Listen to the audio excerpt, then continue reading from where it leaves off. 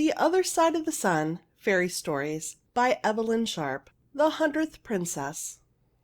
There once was a king who was so fond of hunting that all the rabbits in his kingdom were born with hearts in their mouths. The king would have been extremely surprised to hear this, for of course he never hunted anything so small as a rabbit. But rabbits are foolish enough for anything, as all the world knows, and it is certain that the rabbits in the king's forest would never have had a happy moment to this day if the Green Enchantress had not suddenly taken it into her head to try and bewitch the king. Now the Green Enchantress was very beautiful indeed. She sat all day long at the foot of an old lime tree in the royal forest, and she was dressed all in green, and she had small white hands and great black eyes, and quantities of dark red hair.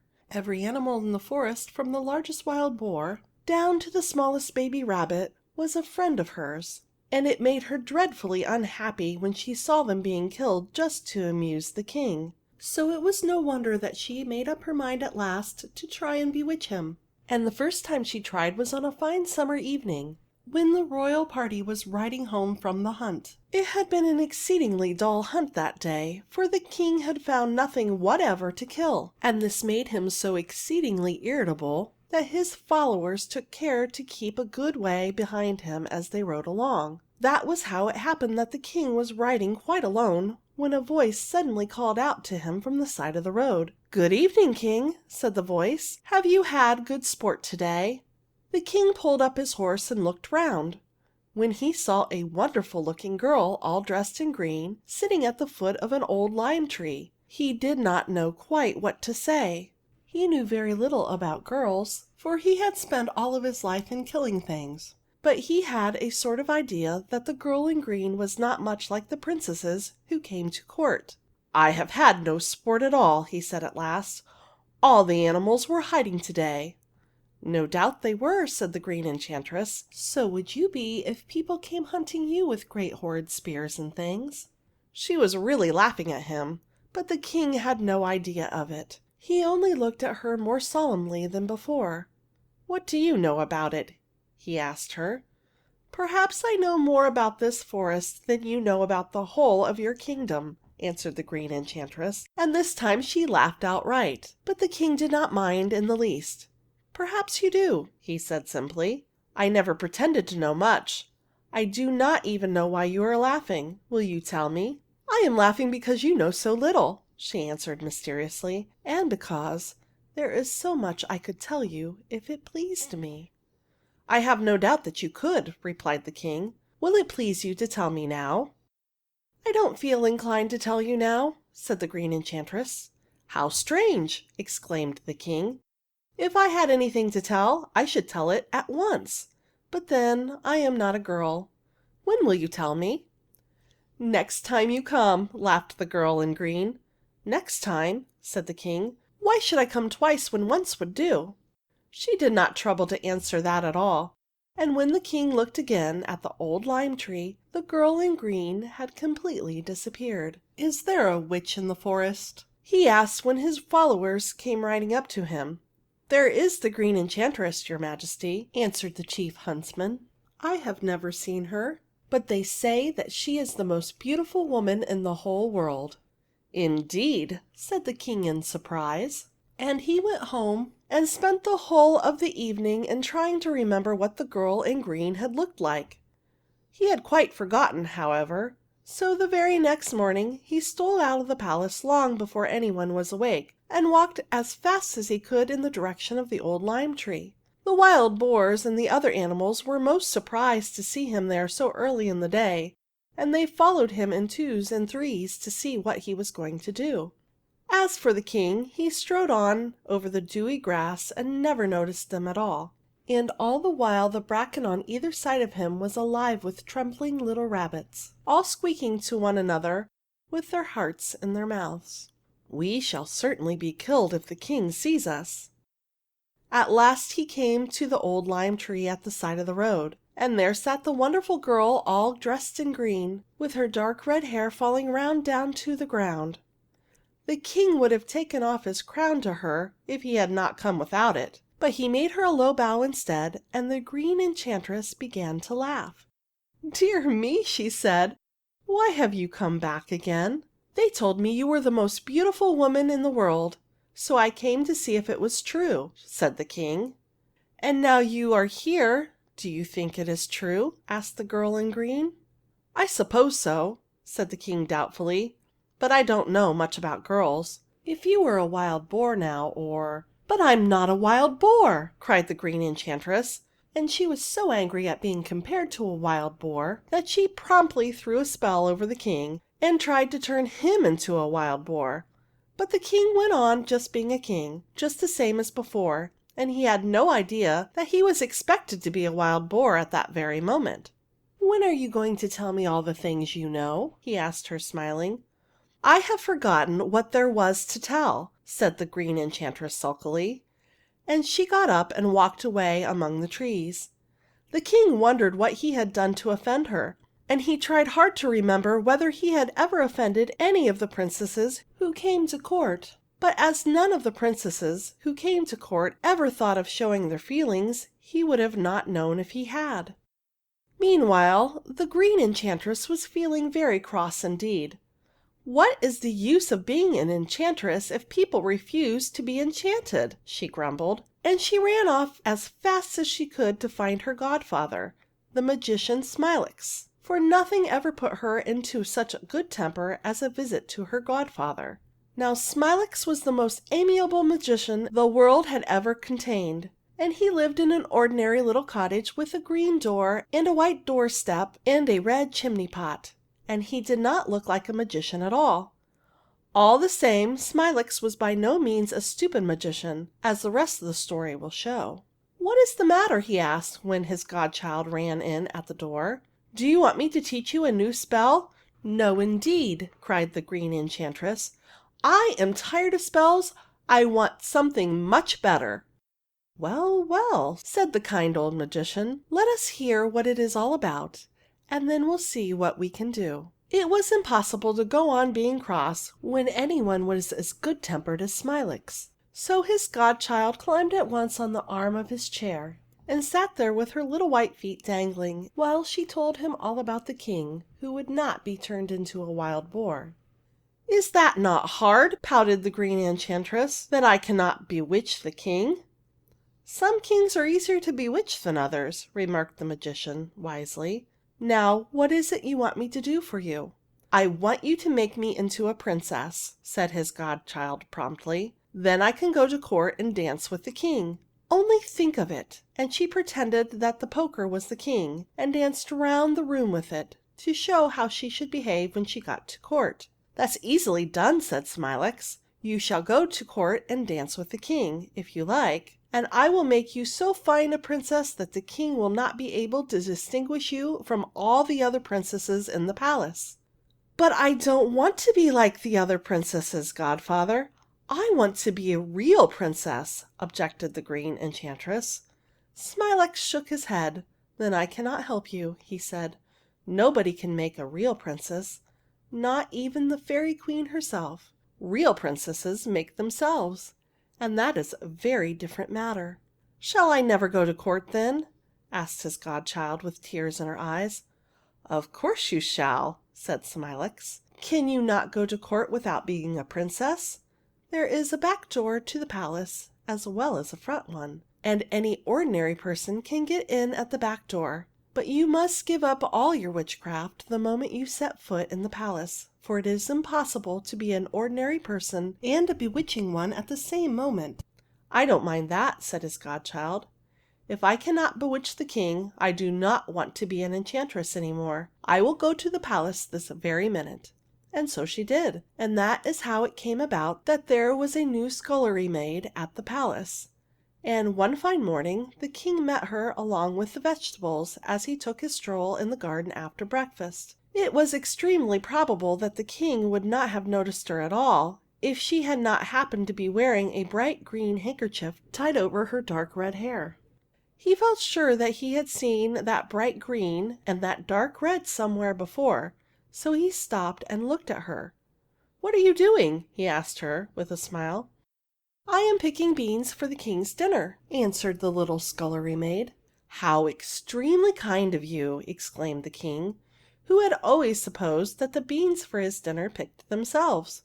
"Will you let me look at them?" She held out her basket, and the king peeped inside and found it full of bright scarlet flowers. "Are those beans?" asked the king in wonderment, and he thought he had never seen anything so charming before.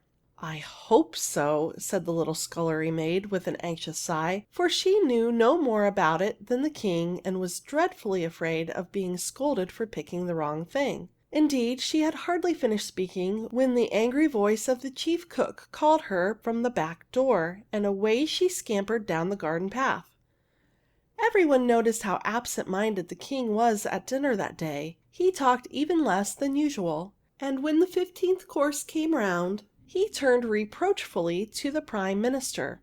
"I thought I was going to have beans for dinner," observed the king, in a disappointed tone. "Your Majesty has just helped himself to beans," said the prime minister, when he had recovered from his surprise at the king's remark. "What?" exclaimed the king, looking at his plate. "Are these the beautiful scarlet beans that grow in my kitchen garden? Impossible!" "They turn green when they are cooked, your Majesty," said the prime minister, who had never seen a bean growing in his life, but could not possibly have owned such a thing before the court. "Then let me have my beans before they are cooked in future," said the king, and the prime minister hastily made a note of it on his clean cuff.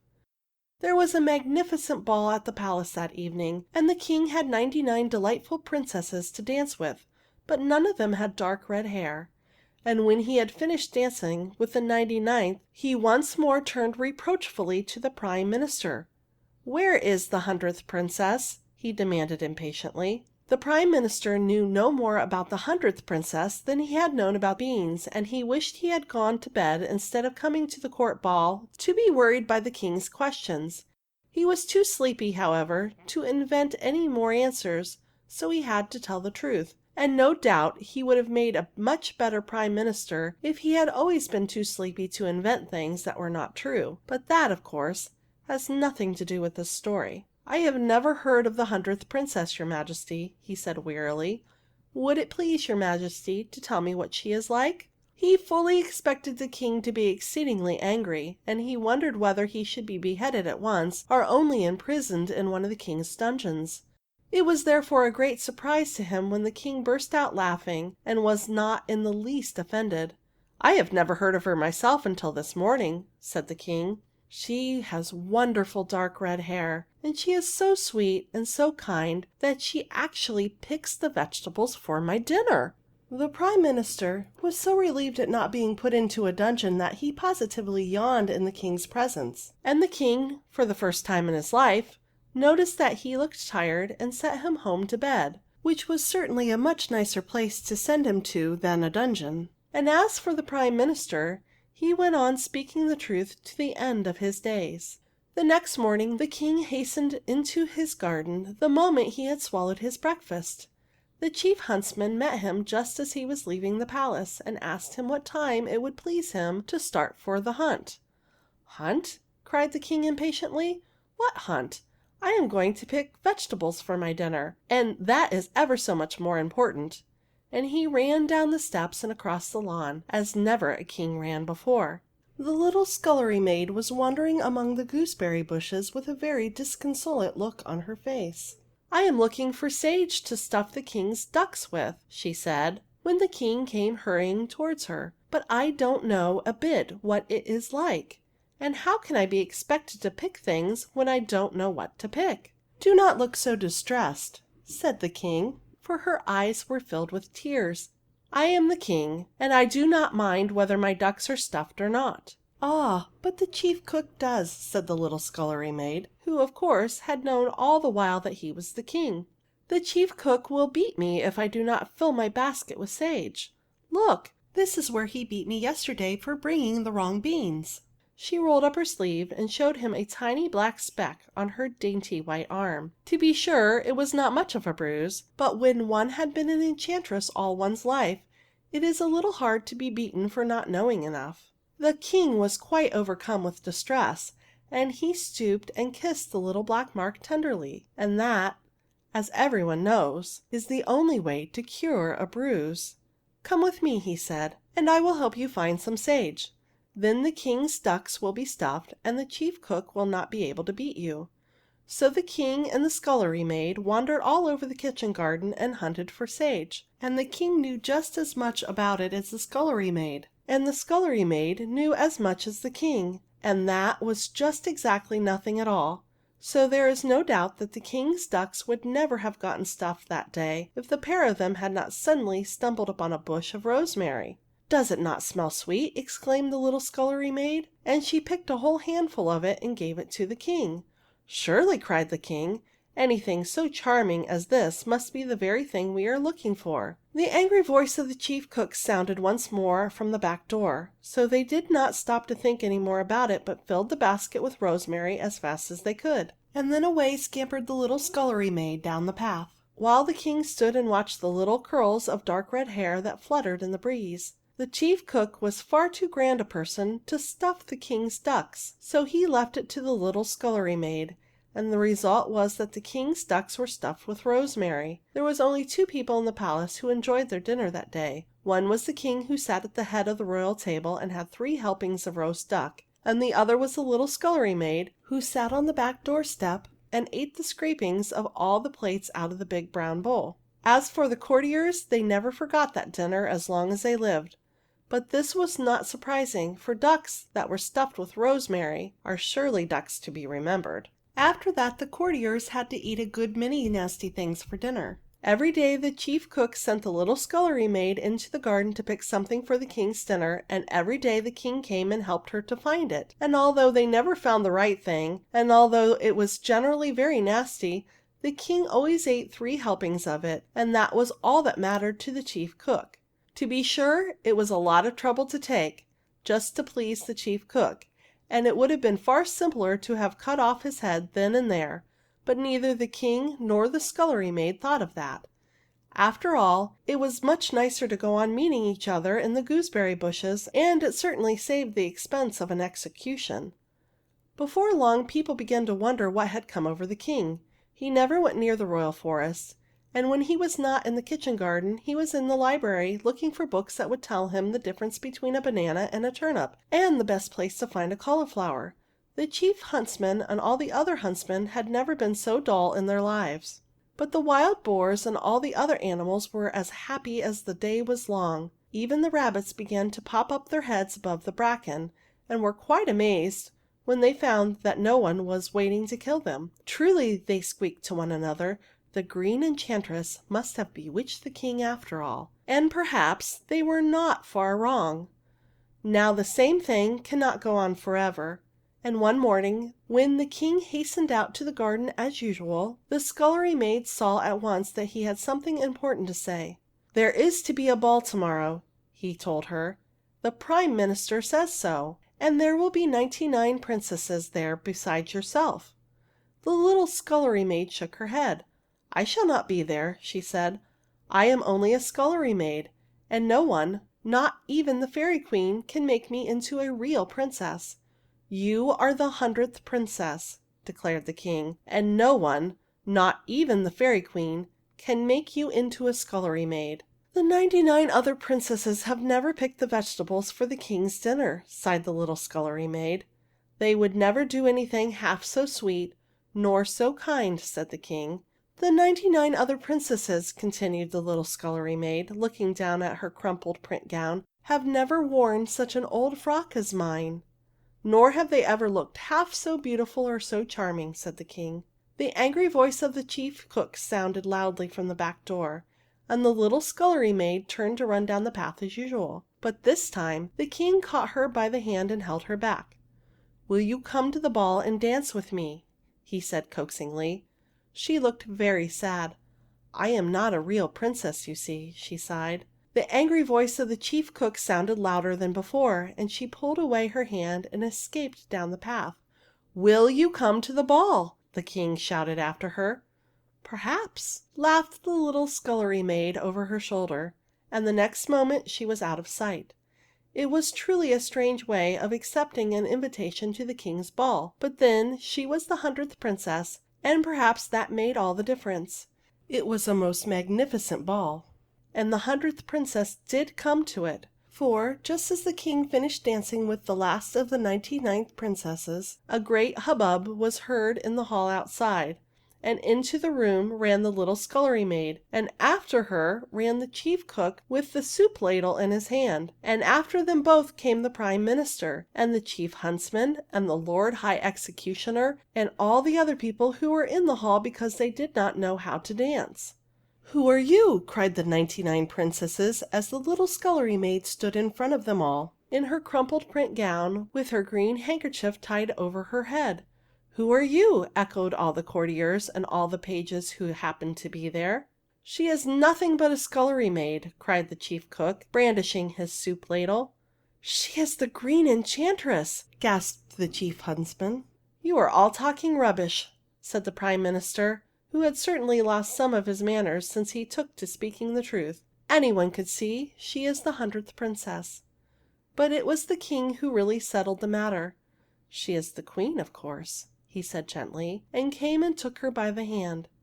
And no one thought of contradicting him, for although real princesses have to make themselves, it is quite certain that any king can make a queen. When the 99 Princesses saw how charming the little Queen was, they crowded round her with one accord and gave her 99 kisses. So they were real princesses after all. "Tell us," they begged her afterwards, "are you really the Green Enchantress?"